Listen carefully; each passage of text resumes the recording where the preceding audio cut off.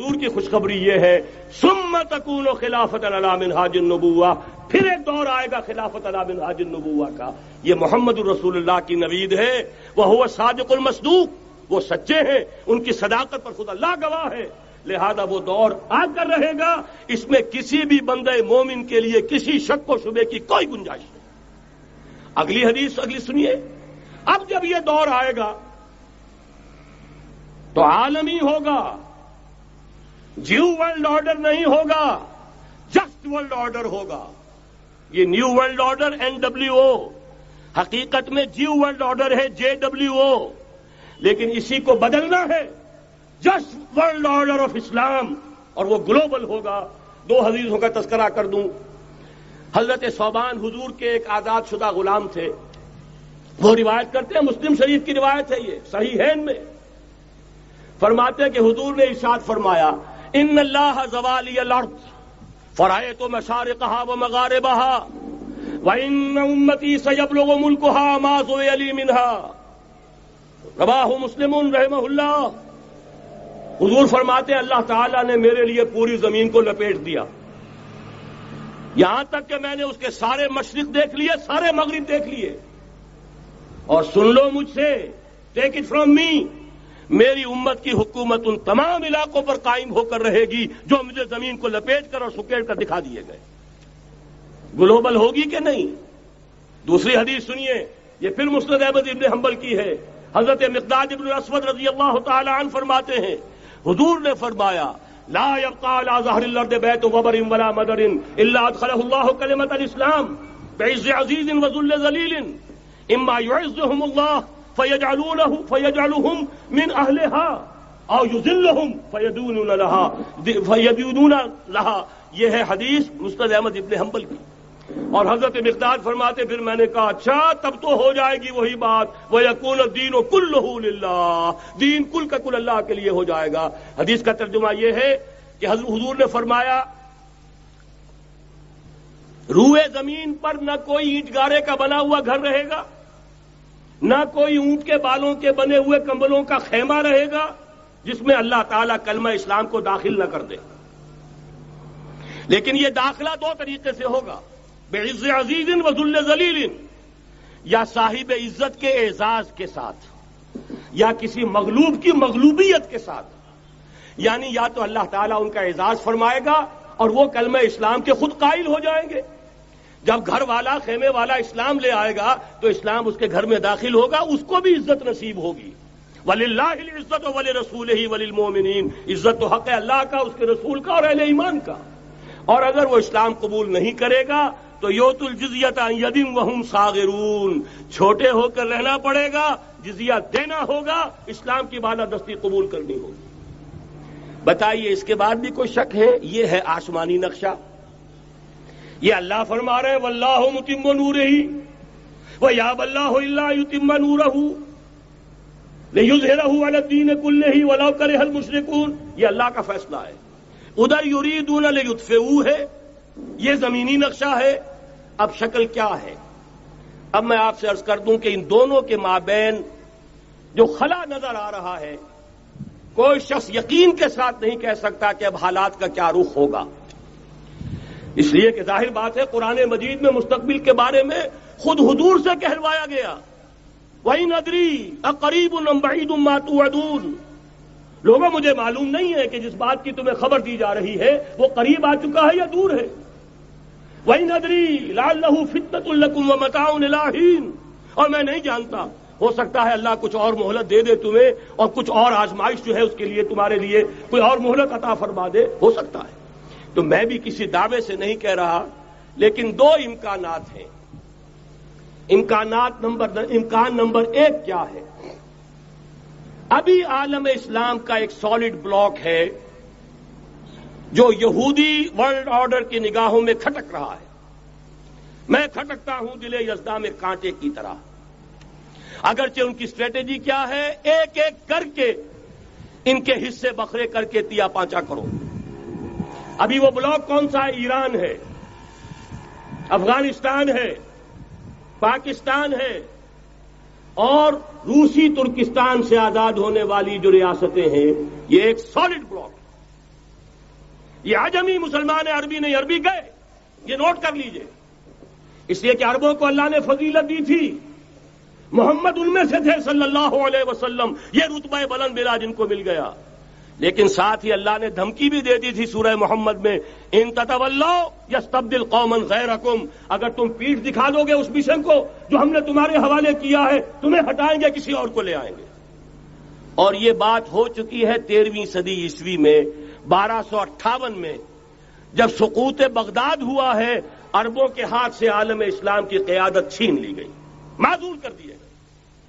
اس کے بعد قیادت کن کے ہاتھوں میں آئی؟ ترکوں کے ہاتھ میں، ترکان تیموری ہندوستان میں، ترکان صفوی ایران میں، ترکان سلجوقی مڈل ایسٹ میں، اور ترکان عثمانی کا تو کہنا ہی کیا ہے، وہ ایشیا مائنر سے چل کر آپ کو معلوم ہے کہ مشرقی یورپ کا کتنا بڑا علاقہ، دی گریٹ آٹومان امپائر اس صدی کے آغاز تک قائم تھی۔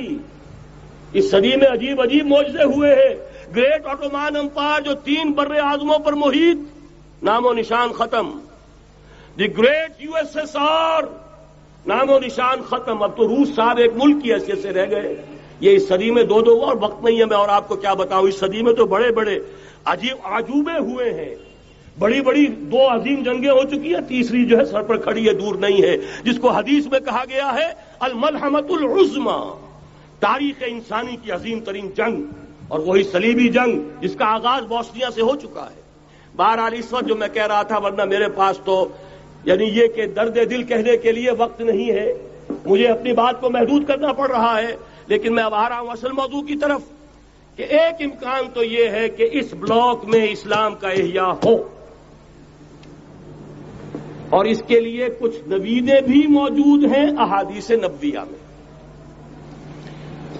وہ تو آپ نے سنا ہوگا اقبال کا شعر، میرے عرب کو آئی ٹھنڈی ہوا جہاں سے، میرا وطن وہی ہے، میرا وطن وہی ہے۔ حدیث میں آتا ہے یخرج ناس من المشرق یؤتون للمہدی، یعنی سلطان ہی، مشرق سے فوجیں نکلیں گی کہ جو کہ مہدی کی حکومت قائم کریں گی۔ یہ مہدی اہل تشیع کے مہدی اور ہیں، ہمارے مہدی اور ہیں۔ اہل تشیع کے عقیدے کے مطابق ان کے بعد میں امام جو روپوش ہو گئے تھے وہ امام مہدی ہے، وہ ظاہر ہو جائیں گے، ابھی امام غائب ہیں، پھر وہ ظاہر ہو جائیں گے۔ ہمارے نزدیک یہ مہدی پیدا ہوں گے یا ہو چکے ہوں، اور یہ ہوں گے حضرت فاطمہ کی نسل ہی سے رضی اللہ تعالی عنہا، لیکن عالم عرب کے اندر پھر ایک طاقت بن کر ابھریں گے، باطل کی قوتوں کے خلاف جہاد کریں گے، لیکن ان کو مدد آئے گی 2 طرف سے، ایک زمینی مدد آئے گی مشرق سے، ایک آسمانی مدد آئے گی، عیسیٰ ابن مریم کا نزول، حضرت مسیح علیہ الصلوۃ والسلام جو زندہ آسمان پر اٹھائے گئے تھے نازل ہوں گے، اور در حقیقت ان 2 مددوں کے نتیجے میں پھر یہود کا قلع قمع ہوگا، اور یہی گریٹر اسرائیل ان کا گریٹر گریو یارڈ بن کر رہے گا، عظیم تر قبرستان بن کر رہے گا۔ اس کی بڑی واضح حدیثیں موجود ہیں، اس کی بڑی تفصیلی خبریں موجود ہیں، یہ احادیث کی کتب کے اندر، بدقسمتی سے ہماری اس کی طرف توجہ نہیں۔ ایک تو یہ ہو سکتا ہے، اسی طریقے سے ایک اور حدیث ہے، یخرج من خراسان رایات سود، اور یہ مسلم شریف کی روایت ہے، نوٹ کیجئے گا، نہیں ترمذی شریف کی روایت ہے، یخرج من خراسان رایات سود لا يردها شيء حتى تنصب بإيلیا، اور خراسان حضور کے زمانے میں آج کے افغانستان کا نام تھا۔ یہ افغانستان میں جو جہاد ہوا ہے، غلطیاں ہوئی ہیں اور غلطیوں کا خمیازہ بھگت رہے ہیں۔ یہ تو اللہ تعالیٰ کی سنت ہے جس میں اللہ نے صحابہ کو بھی ایگزمپٹ نہیں کیا، غلطی کی سزا دی ہے۔ 35 صحابہ کی غلطی غزوہ احد میں ہوئی، جہاں سے حکم تھا کہ مت ہٹنا، 50 میں سے 35 ہٹ گئے، نتیجہ کیا نکلا؟ فتح شکست میں بدل گئی، 70 صحابہ شہید ہو گئے۔ اللہ تعالیٰ نے فرمایا وَلَقَدْ صَدَقَكُمُ اللَّهُ وَعْدَهُ إِذْ تَحُسُّونَهُم بِإِذْنِهِ حَتَّىٰ إِذَا فَشِلْتُمْ وَتَنَازَعْتُمْ فِي الْأَمْرِ وَعَصَيْتُمْ مِن بَعْدِ مَا أَرَاكُم مَّا تُحِبُّونَ۔ مسلمانوں ہم سے گلہ نہیں کر سکتے، ہم نے اپنا وعدہ سچا کر دکھا دیا تھا، جبکہ تم انہیں گاجر مولی کی طرح کاٹ رہے تھے، لیکن جب تم ڈھیلے پڑ گئے، تم نے ڈسپلن کو توڑا، تم نے اختلاف کیا تو سزا دی ہم نے۔ تو اگر صحابہ کرام رضوان اللہ تعالی علیہ مجمعین، خیر الناس بعد الانبیاء، پوری نوع انسانی کے اندر انبیاء کے بعد بلند ترین انسان، اگر ان کی بھی غلطی کا خمیازہ جو ہے اللہ نے چکھایا، کیوں چکھایا؟ ضروری تھا، آئندہ کے لیے سبق ہو جائے۔ یہ وَلِيُمَحِّصَ مَا فِي قُلُوبِكُمْ، تاکہ تمہارے دلوں کے اندر اگر کہیں کوئی کھوٹ ہے اور پاک کر دیں ہم۔ اس لیے بہرحال غلطیاں ہوئی ہیں افغانستان میں، ایک امام کے ساتھ بیعت نہیں تھی، بلکہ بدقسمتی اور بڑھ کر یہ ہے بیعت کر کے توڑ دی۔ عبد الرسول سیاف صاحب کے ہاتھ پر ہمارے پاکستان کے 7 گروپ جو تھے، انہوں نے عین حرم میں بیٹھ کر بیعت کی اور پاکستان آ کر بیعت توڑ دی۔ سزا اس کی مل رہی ہے، آپس کی خانہ جنگی یوں ہی نہیں ہو رہی، کوئی سبب ہے، لہذا یہ سزا تو ملے گی، لیکن جتنا خون یہاں پر خلوص کے ساتھ دیا گیا ہے اس کی مقدار بھی کم نہیں ہے۔ یہاں سے خیر برآمد ہوگا۔ اور دوسری بات اپنے بارے میں نوٹ کر لیجئے، یہ پاکستان، بچا کھچا Pakistan, what remains of Pakistan, یہ اصل میں ہے کیا؟ مولانا بہت خوبصورت انداز میں فرما رہے تھے، یہ 313 نہیں تھے، اسلام تھا۔ اسی طرح نوٹ کیجئے، پاکستان نہیں ہے، 4 صدیوں کی تجدیدی مساعی کا حاصل ہے۔ آپ نے کبھی نوٹ کیا ختم نبوت کے بعد اب سب سے اونچا منصب کس کا ہے؟ مجددین۔ سنن ابی داؤد کی روایت، ان اللہ یبعث فی ہذہ الامہ علی راس کل 100 عام من یجدد لها دینها۔ اور نوٹ کیجئے، کوئی بات ہے 1000 برس تک سارے مجدد عالم عرب میں پیدا ہوئے، جیسے ہی دوسرا 1000 سال شروع ہوا، الف ثانی کا مجدد اعظم شیخ احمد سرہندی کہاں تھا؟ صنم خانہ ہند میں حاضر ہوا۔ میں شیخ مجدد کی لحد پر، وہ خاک کے ہے زیر فلک مطلع انوار، گردن نہ جھکی جس کی جہانگیر کے آگے، جس کے نفس گرم سے ہے گرمی اعراض وہ۔ پھر 12ویں صدی کا مجدد اعظم امام الہند شاہ ولی اللہ دہلوی، 13ویں صدی کا مجدد اعظم سید احمد بریلوی، اس کے خون کا امین اور اس کے ساتھ کے شہداء کے خون کا امین، ان کے جسموں کا امین آپ کا خطہ ہزارہ، آپ کا خطہ سوات، اس میں ان کی جانیں ہیں جو دی گئی ہیں۔ اور وہ نہایت میں آپ سے عرض کر دوں، دور صحابہ کے بعد اتنا خالص اسلامی جہاد پوری مسلمان تاریخ میں نہیں ملے گا جتنا وہ تحریک شہیدین کا تھا۔ 14ویں صدی ہجری میں شیخ الہند جیسا مجاہد اعظم کہ انگریز نے گرفتار کر کے قید بھی کیا ہے، تو کہاں؟ ہندوستان میں نہیں، کہاں؟ جزیرہ سائرس، کیا نام تھا؟ مالٹا، جزیرہ مالٹا بحر روم میں۔ اقبال کے نفس سے ہے لالے کی آگ تیز، ایسے غزل سرا کو چمن سے نکال دو۔ کہیں ہندوستان کی کسی جیل میں ہوا تو شاید اس کے نفس کی گرمی ہی سے کوئی حرارت پیدا ہو جائے۔ اور اسی صدی میں 14ویں صدی ہجری میں اقبال جیسا مفکر، اسی 14ویں صدی ہجری میں مودودی جیسا مصنف، اسی 14ویں صدی ہجری میں مولانا الیاس جیسا مبلغ رحمہم اللہ، عظیم شخصیتیں آج پورے عالم اسلام میں آپ کو تبلیغی دوست ملیں گے۔ یہ کہاں سے شروع ہوئی تحریک؟ دہلی کی ایک چھوٹی سی مسجد سے، وہ مسجد بنگلے والی اب تو بڑی عالیشان ہو گئی ہے، جب وہاں شروع ہوا تھا کام بڑی چھوٹی سی مسجد۔ یہ سارے کام یہاں کیوں ہوئے؟ پورا عالم اسلام آزاد ہوا، کہیں نعرہ اسلام کا نہیں لگا، کہیں عرب قومیت پر، کہیں کسی اور عصبیت پر تحریکیں چلی ہیں، صرف تحریک پاکستان تھی کہ پاکستان کا مطلب کیا؟ لا الہ الا اللہ۔ کوئی سبب ہے کہ یہاں قرارداد مقاصد پاس ہوئی، حاکمیت اللہ کی ہے کہ اکبر نام لیتا ہے خدا کا اس زمانے میں۔ یہ سارا ماضی سامنے رکھیے اور حضور کی دی ہوئی پیشین گوئیوں کا مستقبل سامنے رکھیے، ان دونوں سے ثابت ہوتا ہے اس خطہ ارضی سے کچھ ہونا ہے۔ اگرچہ بھٹکے ہوئے ہیں لیکن کبھی بھولی ہوئی منزل بھی یاد آتی ہے راہی کو، اور بھٹکے ہوئے آہو کو پھر سوئے حرم لے چل، اس کی ضرورت ہے۔ مسلمان کو پھر اس کا مقصد یاد دلایا جائے۔ پاکستان اس لیے نہیں بنایا گیا تھا کہ ہمارے ہاں ٹاٹے اور برلے نہیں تھے تو ہمارے پاس اس کے بھی باپ وجود میں آ جائیں، اس لیے تو نہیں بنایا گیا تھا۔ پاکستان اس لیے نہیں بنایا گیا تھا کہ جاگیرداروں کی جاگیرداریاں محفوظ ہو جائیں، پاکستان اس لیے تو نہیں بنایا گیا تھا اور یہ کہ نمازیں اور مسجدیں تعمیر ہو جائیں، مسجدیں تو امریکہ میں تعمیر ہو رہی ہیں، عالی شان سے عالی شان، اس لیے پاکستان نہیں بنا تھا۔ آج بھی مسلمان، میں معذرت سے عرض کر رہا ہوں مولانا سے، آج بھی بھارتی مسلمان کی ایوریج نمازی ہونے کے اعتبار سے پاکستانی مسلمان سے کہیں بہتر ہے۔ آج بھی برقع نظر آ جائے گا تو ہندوستان میں نظر آ جائے گا۔ میں نے اپنی آنکھوں سے دیکھا چند سال پہلے، جب مکہ مسجد حیدرآباد دکن میں 3 دن مسلسل میری تقریریں ہوئی ہیں، 10,000 مرد اور 5,000 خواتین، اور ان میں سے کوئی بغیر برقعے کے نہیں تھی۔ ایک سیلاب نظر آ رہا تھا برقعوں کا کہ جب جلسہ ختم ہوا ہے رات کے 12 بجے 3 دن تک متواتر۔ یہاں کہاں نظر آئے گا برقع آپ کو؟ یہاں تو جس کے بعد 2 پیسے ہو گئے اس نے سب سے پہلے برقع اتار کے پھینک دیا۔ معلوم اچھی طرح سمجھ لیجئے، یہ چیزیں تو وہاں زیادہ ہیں یہاں کی نسبت۔ اصل ضرورت تھی کہ یہاں اس نظام کو قائم کیا جائے، وہ نظام عدل اجتماعی، وہ جس میں حریت ہو، جس میں عام آدمی بھی خلیفہ وقت کو ٹوک سکے۔ یہ کرتا کیسے بن گیا؟ ایک خاتون بھی کھڑی ہو کر دامن پکڑ لے، عمر تمہیں کیا حق ہے کہ ہمارے مہر کے اوپر پابندی لگا رہے ہو، جبکہ اللہ نے نہیں لگائی۔ اللہ قرآن میں قنطارہ کا لفظ استعمال کر رہا ہے۔ ڈھیروں سونا دے دے کوئی شخص اپنی بیوی کو مہر کے اندر، طلاق دیتے وقت اس میں سے کچھ نہیں لے سکتا۔ آپ کون ہوتے ہیں ہمارے حق کے اوپر پابندی لگانے والے؟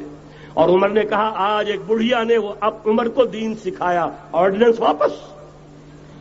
حضرت سعد بن ابی وقاص رضی اللہ تعالی عنہ جو فاتح ایران تھے، وہ گورنر ایسے ہی نہیں بن گئے تھے ریوڑیاں بٹی ہو اور گورنر ہی مل گئی ہو، وہ تو خود فاتح تھے ایران کے، اس لیے گورنر تھے۔ صرف ایک پرچہ پہنچا ہے بارگاہ خلافت میں، حضرت عمر فاروق کے پاس انفارمیشن آئی، سعد نے اپنے گھر کے باہر ڈیوڑی بنا لی ہے اور ایک دربان کھڑا کر دیا ہے۔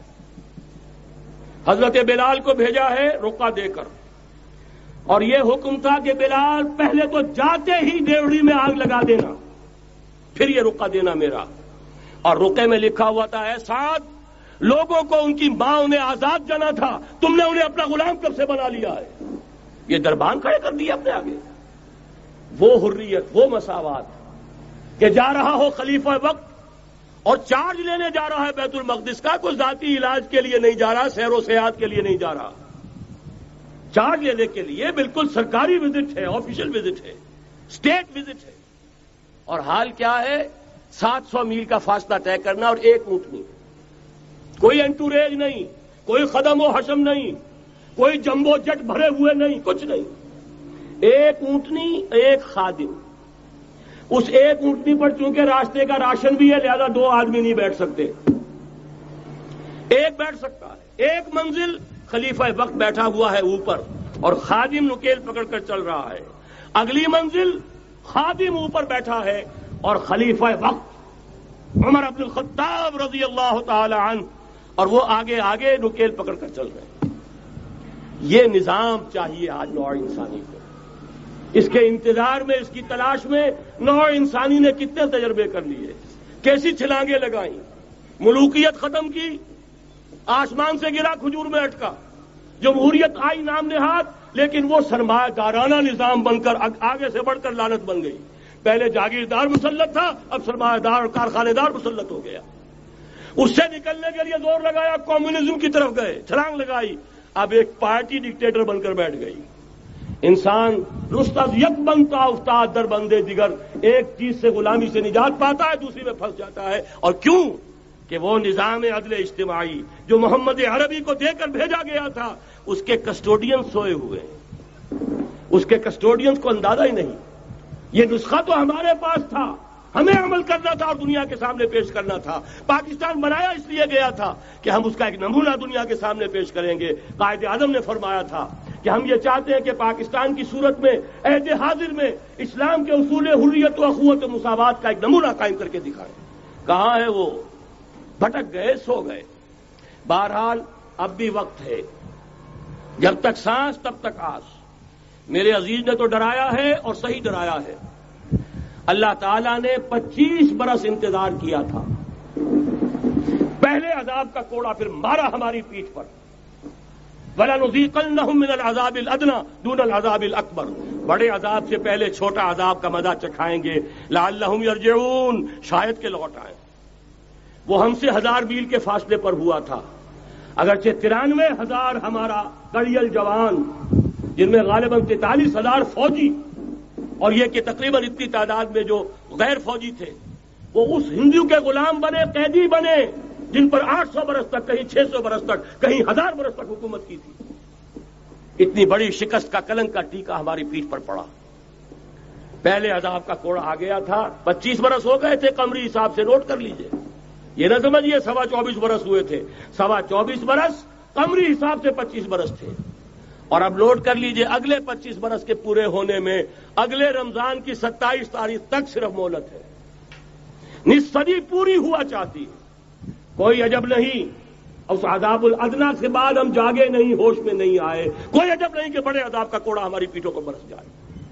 لیکن مجھے یہ یقین ہے، نوٹ کر لیجئے، اگر یہ دوسرا امکان ہو گیا، خدا نہ خواستہ اللہ کے عذاب کا کوڑا ہماری پیٹھ پر برسا، مجھے یقین ہے اللہ ہندوؤں کو مسلمان بننے کی توفیق دے گا، لیکن اسلام کا بول بالا اسی خطے سے ہوگا۔ تاریخ میں یہ ہو چکا ہے آیا فتنہ تاتار کے افسانے سے، پاسباں مل گئے کعبے کو صنم خانے سے۔ تاتاریوں کے ہاتھوں کروڑوں مسلمان قتل ہوئے، لیکن اسلام نے تاتاریوں کو فتح کر لیا، اور پھر اسلام کا مسلمانوں کا دوسرا دور عروج انہی تاتاریوں کی مختلف شاخوں کے تحت ہوا۔ وہ تاتاری ہی تو تھے، وہ سارے ہورس، ٹرکش ہورس، ترکان تیموری، ترکان سبوی، ترکان سلجوقی، ترکان عثمانی، وہی تو سٹاک تو وہی ہے آیا فتنہ تاتار کے افسانے سے، پاسباں مل گئے کعبے کو صنم خانے سے، اس لیے کہ حضور نے فرمایا مشرق سے ہوگا، جہاں سے فوجیں چلیں گی، تو کوئی عجب نہیں۔ بہرحال یہ دو امکانات ہیں، لیکن اس کا فیصلہ تیرے ہاتھوں میں ہے، دل یا بدن، سیدھی بات۔ اگر تو اب بھی ہم ٹھیک ہو جائیں، جاگ جائیں، ہوش میں آ جائیں، قوم یونس کی طرح توبہ کر لیں، تو بغیر عذاب کے کوڑے کے رحمت خداوندی ہم پر سایہ کرے گی۔ اگر ہم نہ جاگے تو وہ عذاب کا کوڑا آئے گا۔ یہ نہیں میں کہہ سکتا ان ادری قریب بعید ما توعدون، یہ میں نہیں کہہ سکتا، یقین کے ساتھ جانتا ہوں کہ آئے گا، لیکن یہ کہ اس کے بعد بھی یہیں سے بول بالا ہوگا۔ اگر ہمارے ذریعے نہیں تو ان کے ذریعے سے، جو ہمیں شکست دے کر پھر اسلام قبول کر لیں گے۔ لیکن کیوں نہ پہلے ہی راستے پر چلنے کی کوشش کریں۔